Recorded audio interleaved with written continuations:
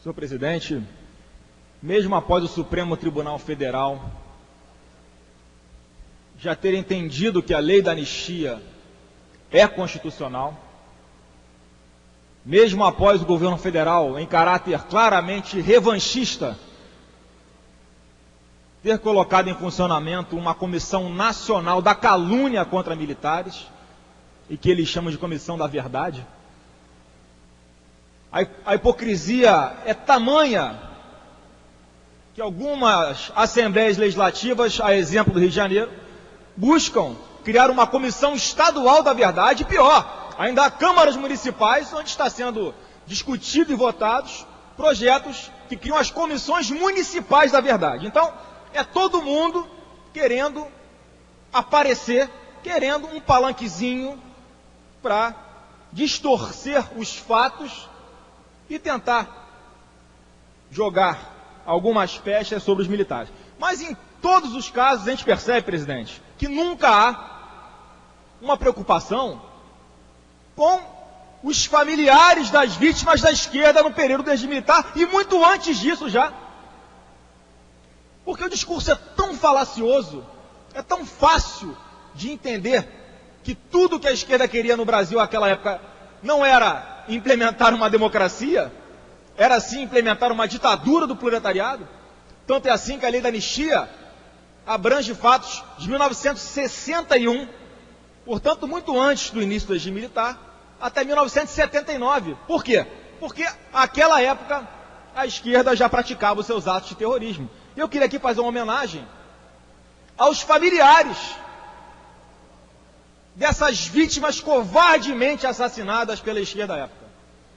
E elenquei aqui, presidente, 13 casos apenas, que vou fazer uma rápida citação. Em 25/7/66, Edson Regis de Carvalho, jornalista de Pernambuco, morto após a explosão de carro-bomba no aeroporto internacional de Guararapes, com 17 feridos e 2 mortos. No mesmo atentado, foi morto Nelson Gomes Fernandes, almirante da Marinha, também de Pernambuco. Além das 2 vítimas fatais, ficaram feridas 17 pessoas, entre elas o então coronel do Exército, Silvio Ferreira da Silva. Além de fraturas expostas, teve amputados 4 dedos da mão esquerda. Sebastião Tomás de Aquino, guarda civil, teve a perna direita amputada. Em 24/11/67, José Gonçalves Conceição, o Zé Dico, fazendeiro de São Paulo, morto por Edmur Péricles de Camargo, integrante da ala Marighella, durante a invasão da fazenda Bandeirantes em Presidente Epitácio.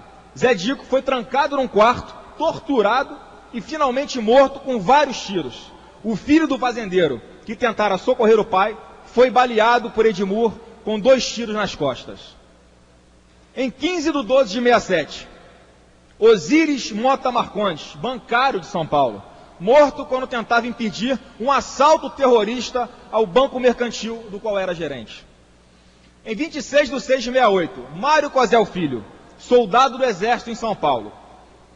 Cosel atua como sentinela no quartel-general do 2º Exército. Às 4h30 da madrugada, um tiro é disparado por um outro soldado contra uma caminhoneta que, desgovernada, tenta penetrar no quartel. Seu motorista saltara dela em movimento após acelerá-la e direcioná-la para o portão do QG. O soldado Rufino, também sentinela, dispara 6 tiros contra o mesmo veículo, que finalmente bate na parede externa do quartel. Cosel sai do seu posto e corre em direção ao carro para ver se havia alguém no seu interior. Havia sim uma carga com 50 quilos de dinamite, que segundos depois explode. O corpo de Cosel é dilacerado. Os soldados João Fernandes Luiz, Roberto Julião e Edson Roberto Rufino ficam muito feridos. É mais um ato terrorista da organização chefiada por Lamarca, a VPR, da qual fazia parte a senhora Dilma Rousseff. Em 1/7/68, Eduard Ernest Tito Otto Maximilian von Werthersnhagen, major do exército alemão, morto no Rio, onde fazia o curso da Escola de Comando Estado-Maior do Exército. Assassinado na rua Engenheiro Duarte, Gávea, por ter sido confundido com o major boliviano Gary Prado, suposto matador de Che Guevara, que também cursava a mesma escola. Autores do assassinato: Severino Viana Calu, João Lucas Alves e um terceiro não identificado. Todos pertenciam à organização terrorista Colina, Comando de Libertação Nacional. Em 12 de 10 de 68, Charles Rodney Chandler, capitão do exército dos Estados Unidos, herói na guerra com o Vietnã, veio ao Brasil para fazer o curso de Sociologia e Política, na Fundação Álvares Penteado, em São Paulo. No início de outubro de 68, um tribunal revolucionário, composto pelos dirigentes da vanguarda popular revolucionária, Onofre Pinto, João Carlos Kifuri e Quartã de Moraes, Eladislas Doubor, condenou o capitão Chandler à morte, porque ele seria um agente da CIA. Quando retirava seu carro da garagem para seguir para a faculdade, Chandler foi assassinado com 14 tiros de metralhadora e vários tiros de revólver na frente da sua mulher, Joan, e de seus 3 filhos. 29 de 1 de 69, José Antunes Ferreira, guarda civil de Minas Gerais. Policiais chegaram a um aparelho do Comando de Libertação Nacional, a Colina, na rua Itacarambu, número 120, no bairro de São Geraldo. Foram recebidos por rajadas de metralhadora disparadas por Murilo Pinto Pesutti da Silva, que mataram o subinspetor Cecildes Moreira da Silva, que deixou viúva e 8 filhos menores. Ferreira também morreu. No interior do aparelho foram apreendidos um fuzil FAL, 5 pistolas, 3 revólveres, 2 metralhadoras, 2 carabinas, 2 granadas de mão, 702 bananas de dinamite, fardas da PM e dinheiro de assalto. Em 14 de 4 de 69, Francisco Bento da Silva, um motorista, morto durante um assalto praticado pela ala vermelha do PCdoB ao carro pagador do Banco Francês Italiano para a América do Sul, na Alameda Barão de Campinas, quando foram roubados 20 milhões de cruzeiros. No dia 9 de 5 de 69, Orlando Pinto da Silva, outro guarda civil de São Paulo, morto com 2 tiros, um na nuca e outro na testa, disparados por Carlos Lamarca durante assalto ao Banco Itaú, na rua Piratininga. Na ocasião, também foi esfaqueado o gerente do banco, Norberto Draconetti, organização responsável por esse assalto, Vanguarda Popular Revolucionária. Em 25 de 8 de 69, Sulamita Campos Leite, dona de casa no Pará. Parente do terrorista Flávio Augusto Neves Leão Salles, morta na casa dos Salles, em Belém, ao detonar, por inadvertência, uma carga de explosivos escondida pelo terrorista. Estou acabando, presidente. Em 20 de 9 de 69, Samuel Pires, cobrador de ônibus em São Paulo, morto por terroristas quando assaltavam uma empresa de ônibus. E por fim, 13º que quero aqui fazer uma citação das centenas que foram mortos pela esquerda no regime militar. Em 10 de 5 de 1970, primeiro-tenente da PM de São Paulo, Alberto Mendes Júnior. Esta é uma das maiores expressões da covardia e da violência de que era capaz o terrorista Carlos Lamarca. No dia 8 de 5 de 70, 7 terroristas chefiados por ele estavam numa picape e pararam num posto de gasolina em Eldorado Paulista. Foram abordados por policiais e reagiram à bala, conseguindo fugir. Ciente do ocorrido, o tenente Mendes organizou uma patrulha.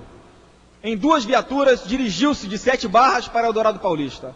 Por volta das 21 horas, houve um encontro com os terroristas, que estavam armados de fuzil FAL, enquanto os PMs portavam um velho fuzil Mauser, modelo 1908. Em nítida desvantagem bélica, vários PMs foram feridos, e o tenente Mendes verificou que diversos de seus comandados estavam necessitando de urgentes socorros médicos. Julgando-se cercado, Mendes aceitou render-se, desde que seus homens pudessem receber o socorro necessário. Tendo os demais componentes da patrulha permanecido como reféns, o tenente levou os feridos para 7 Barras. De madrugada, a pé e sozinho, Mendes buscou contato com os terroristas, preocupado que estava com o restante de seus homens. Encontrou Lamarca, que decidiu seguir com seus companheiros e com os prisioneiros para 7 Barras. Ao se aproximarem dessa localidade, foram surpreendidos por um tiroteio, ocasião em que 2 terroristas desgarraram-se do grupo. E os 5 terroristas restantes embrenharam-se no mato, levando junto o tenente Mendes. Depois de caminhar um dia e meio na mata, os terroristas e o tenente pararam para descansar. Carlos Lamarca, Yoshitami Fujimori e Diógenes Sobrosa de Souza afastaram-se e formaram um tribunal revolucionário, que resolveu assassinar o tenente Mendes. Os outros 2, Ariston Oliveira Lucena e Gilberto Faria Lima, ficaram vigiando o prisioneiro. Poucos minutos depois, os 3 terroristas retornaram. Yoshitami Fujimori desfechou-lhe violentos golpes na cabeça, com a coronha de um fuzil. Caído e com a base do crânio partida, o tenente Mendes gemia e se contorcia em dores. Diógenes Sobrosa de Souza desferiu-lhe outros golpes na cabeça, esfacelando-a. Ali mesmo, numa pequena vala e com os coturnos ao lado da cabeça ensanguentada, o tenente Mendes foi enterrado. Então, presidente, trago aqui apenas 13 das centenas de casos covardes cometidos pela esquerda à época do regime militar e muito antes disso. E presto aqui, diferente de todos os outros que gostam de suflar os pulmões para dizer que estão buscando uma verdade com a comissão fajuta, como essa que a Alerj está prestes a aprovar, para prestar solidariedade a todas essas famílias. Porque eles são sempre esquecidos.